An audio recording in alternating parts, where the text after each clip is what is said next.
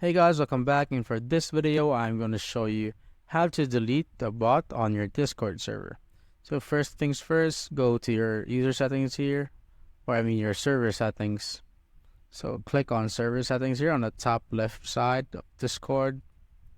Once you're there, just scroll down till you see the user management section here below and click on members.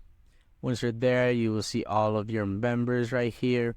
If you want to kick a bot or remove a bot, just click on the three buttons or three dots here. As you can see, there's a kick and ban option. If you want to ban that particular bot, they cannot enter your server ever again unless you revoke that ban.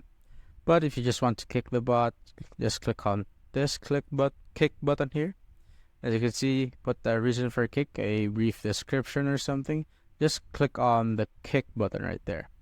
And as you can see, if I click on this, there the bot will be gone. And that's it, guys. If you have found this video helpful, simply leave a like below or subscribe because it helps reach more people. See you on the next one.